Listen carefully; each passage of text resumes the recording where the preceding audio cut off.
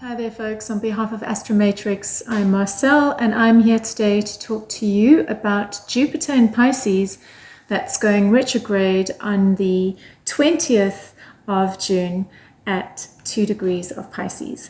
So before I dive into that, I'd just like to ask, please, if you do like our content, to like and subscribe to our channel. And just so you are aware, at the end of each reading, I do a tarot reading on behalf of the collective that gives more information as to what this Jupiter in Pisces is about. Okay, so it's happening on the 20th of June till the 18th of October. And it starts in Pisces at 2 degrees and it retrogrades all the way back to 22 degrees of Aquarius. So Jupiter has to do with, it's a planet of expansion and growth. It connects to the higher mind. If Mercury is the lower mind, which subsequently is also currently going backwards, Jupiter rules the higher mind. It's very much connected and ruled by Sagittarius, as well as the 9th house of higher wisdom and travel. So Jupiter, being the planet of growth and expansion, has to do with where it is that we can experience this in our chart. So wherever Jupiter lies in your chart will give you a clearer idea as to the arena for where you can potentially experience growth and expansion, obviously depending on how it is aspected to other planets. So we are needing to learn lessons when it goes into retrograde around what growth and expansion means for us.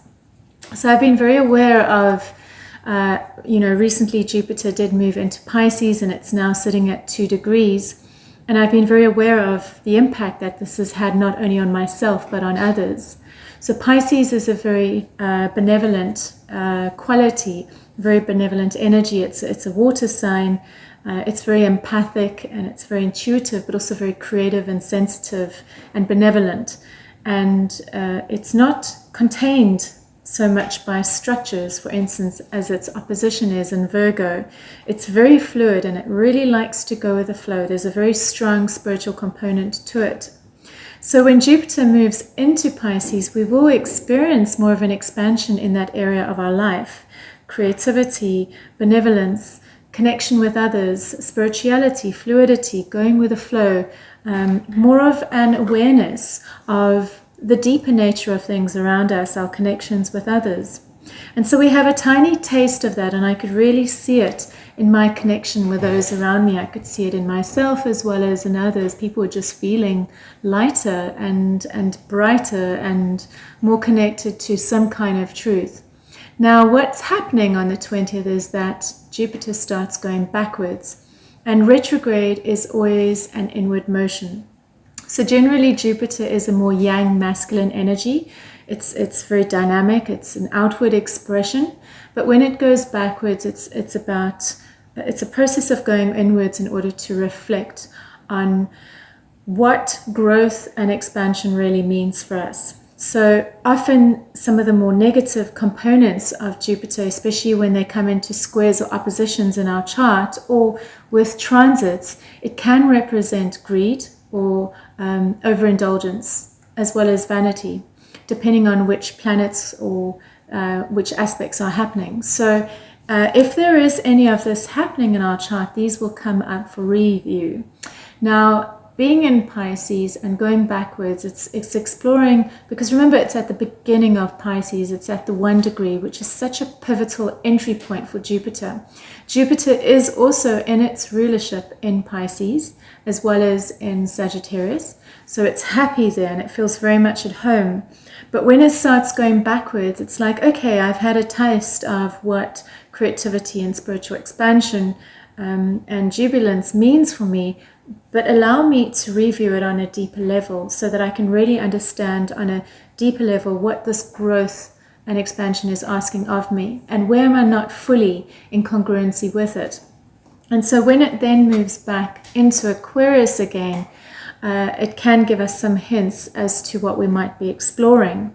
So we know that Aquarius very much has to do with, it's very forward thinking, it's an air sign. We move from water, the dreamy spaciousness of the fluidity of the emotions and the watery realms back into air, intellect, logic, reasoning, rational. And Aquarius is very forward-thinking. It's very futuristic. It's very much around freedom. So we may be reviewing more in an intellectual manner what our expansion and growth means for us, not only for us as individuals, but very much for the bigger picture of where we're wanting to go in relation to others. Aquarius is very much about the us, about the community. It sees a bigger picture. It's not so self-absorbed or more focused on self, for instance, or more focused on going inwards and churning, as opposed to, as for example with Scorpio. Or Leo, for instance. Leo is more focused on self. Aquarius is more focused on us as the collective, the group.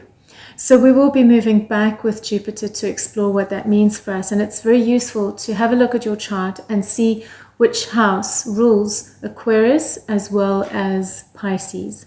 And this will give you a sense of what that area is that's coming up for review. Now, what is positive to mention is that when this retrograde starts, we have a Grand Trine between Jupiter, the Sun, and the Moon. So it's a trine between Jupiter and the Sun, Jupiter and the Moon, and then the Sun and the Moon.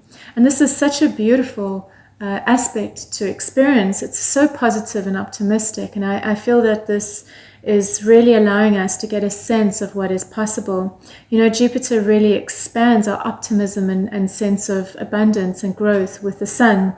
It allows us to feel so much deeper sense of benevolence and love and joy and emotional connection with the connection to the Moon. And then when we have the Sun and the Moon in the trine, we have the connection between the masculine and the feminine, the head and the heart, and it just feels like everything is in balance for us. And when we see a Grand Trine in a chart, it's a very harmonious complement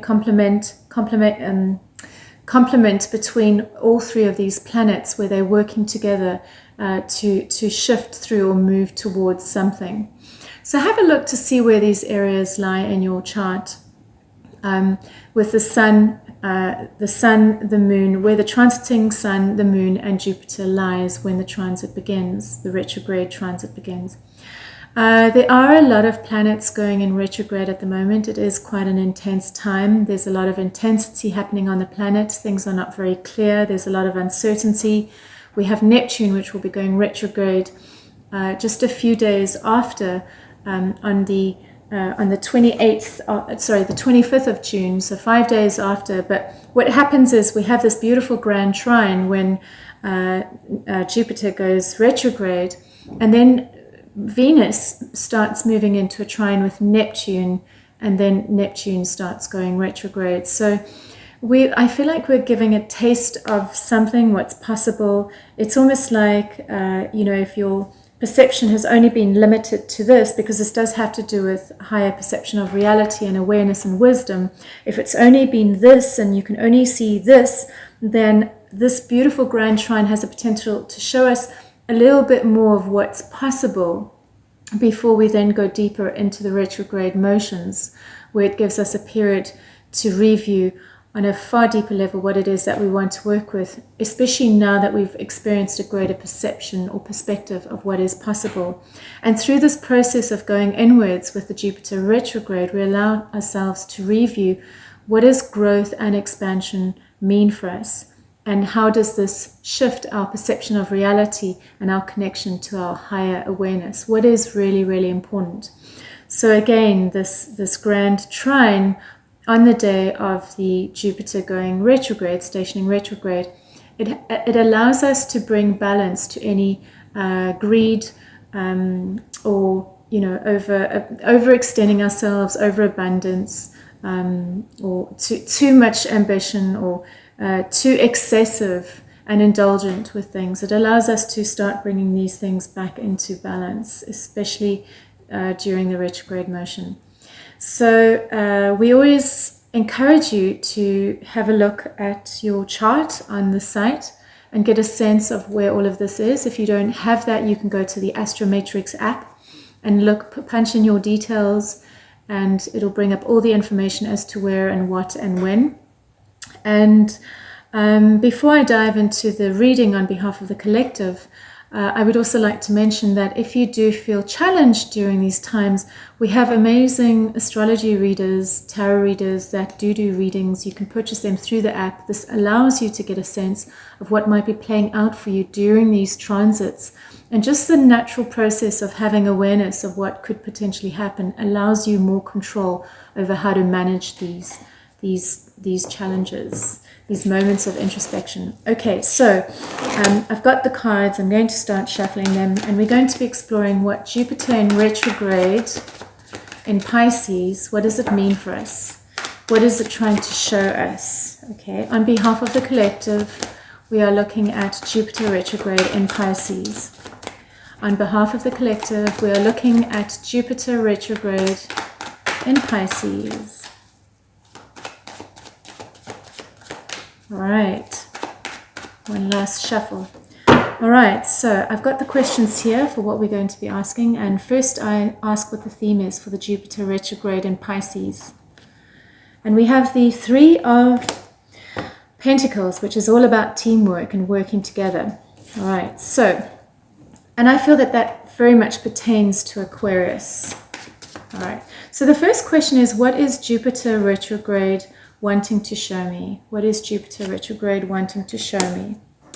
The next question is, where am I needing to reflect on what growth and expansion means for me? Where am I needing to reflect on what growth and expansion means for me? Okay. The next question is, where am I sabotaging growth and expansion in my life? Where am I sabotaging growth and expansion in my life?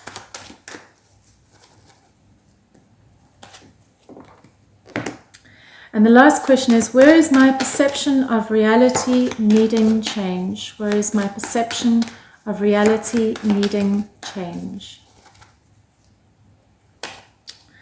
Alrighty, so the first question is, what is Jupiter retrograde wanting to show me? And we have the Queen of Swords. And so the Queen of Swords rules the mind. And she has experienced a few losses in her time. She's been through some processes of pain and hurt. Generally, it's an older woman who's experienced some kind of relationship breakdown. And so she's learned some very strong lessons around life. And she's learned a level of objectivity to moving forward. So, you know, that one of the core energies or qualities of the Aquarius, some of the Aquarius energy is objectivity. It is the ability to see a bigger picture and to not get enmeshed in the murky emotional details.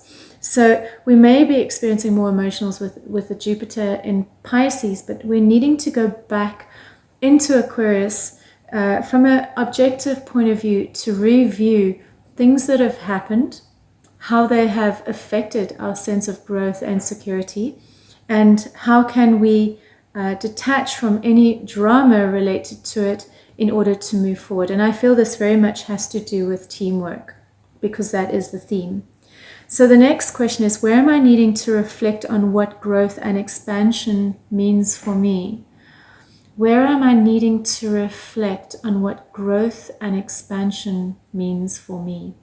And so the World card has come up, and the World card talks about completion. And so in order for us to move in a new direction and to start something new, or to succeed at something, whether it's relationships, whether it's work, money, spirituality, we need to examine what is deadwood in our lives, what is no longer functioning or succeeding. And so therefore there are deaths, there are little petty mores that need to happen. We're needing to bring things to completion. And so in order for this growth and expansion to happen, what are we needing to let go of that has served its purpose and is no longer serving us? It can be habits, it can be routines, it can be people, and it can be things that we're attached to. So the next question is, where am I sabotaging growth and expansion in my life? We have the Devil card. And the Devil card is about addiction, attachment to things that are not good for us, that we know don't serve us, and yet somehow we're locked into them.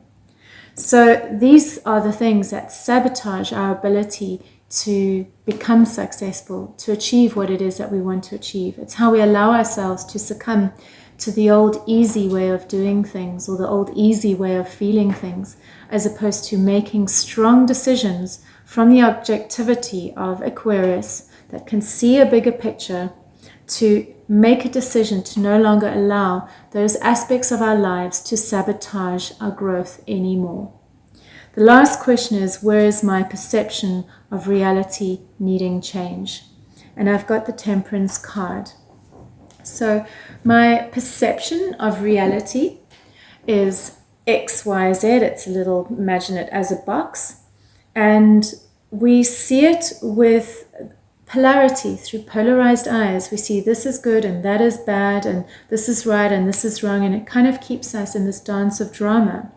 And so what is needing is for us to allow ourselves to start seeing a bigger picture and to bring things into some kind of balance and acceptance. And this is what will allow the World card to take place. It will allow us to let go of things that are no longer serving us, where we can no longer hold these contrasted, polarized views of right and wrong, good and bad.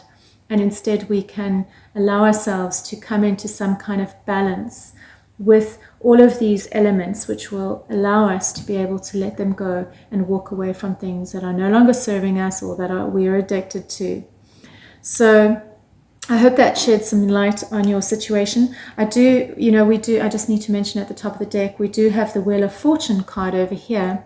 And if I lift the Wheel of Fortune card, what lies underneath it is the Ten of Cups and the Magician. So I feel this is very auspicious. I feel like it's saying that, when we do the work, this change in fortune around happiness and emotional fulfillment and abundance within a family context, whether it's your lover or your friends or your family, is possible for manifestation. Because this isn't just, I feel that this is not just about I, it's about we, with the Three of Pentacles as the theme. So there we go, that there's always a light at the end of the tunnel. Of course, it requires that we put the time and energy into really reflecting on what is needed. So thank you for your time. And once again, if you did enjoy that, please like and subscribe to our channel. Thank you. Bye for now.